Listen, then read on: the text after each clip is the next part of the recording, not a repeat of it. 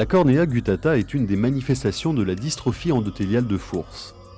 Les gouttes correspondent à des épaississements de la desmette dont la taille augmente progressivement, puis les gouttes se rejoignent. Un œdème cornéen peut apparaître le plus souvent après la chirurgie. C'est ce type de complication qu'il faut éviter.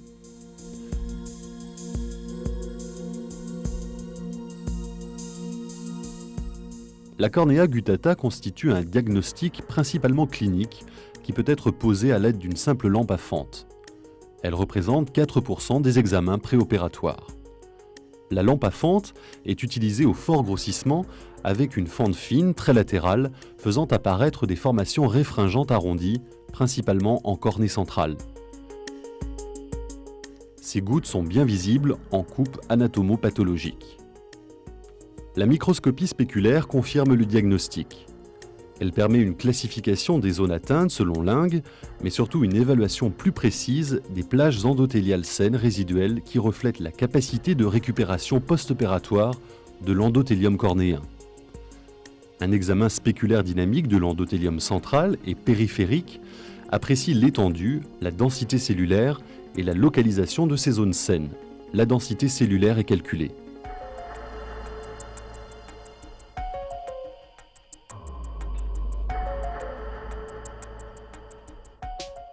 La pachymétrie recherche une augmentation de l'épaisseur cornéenne.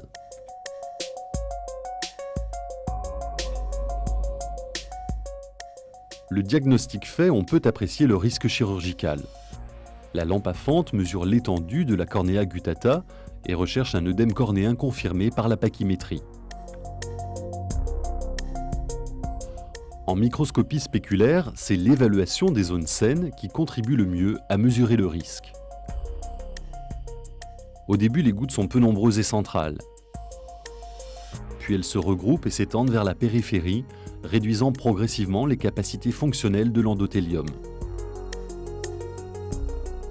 Il faut également tenir compte de la difficulté technique de l'intervention, dont la dureté du noyau, la lueur pupillaire et la profondeur de chambre antérieure font partie.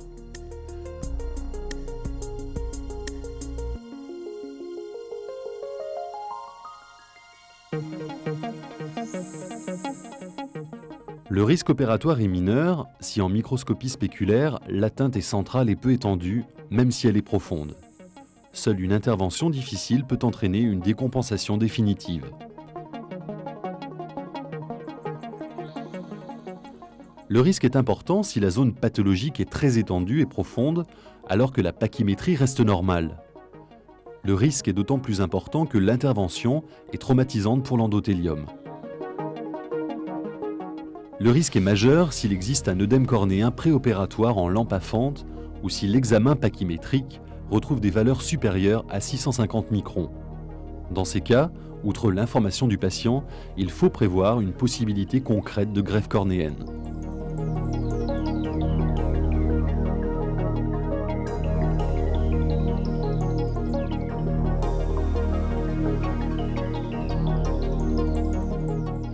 Si l'indication opératoire est posée, le patient doit être informé et consentant. Certaines mesures sont destinées à limiter ces œdèmes cornéens.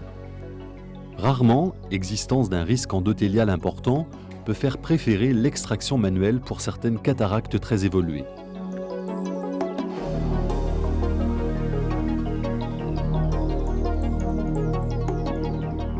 Qu'elle soit cornéenne ou sclérale, l'incision évite tout décollement desmétique.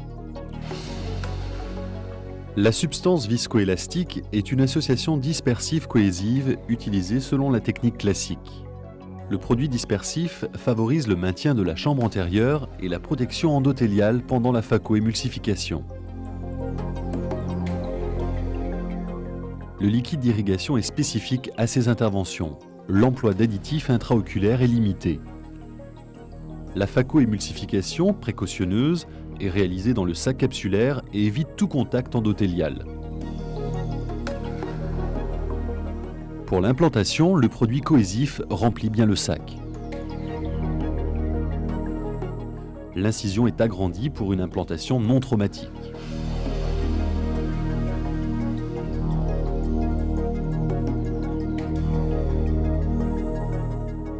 La substance viscoélastique est entièrement retirée pour éviter une hypertonie post-opératoire.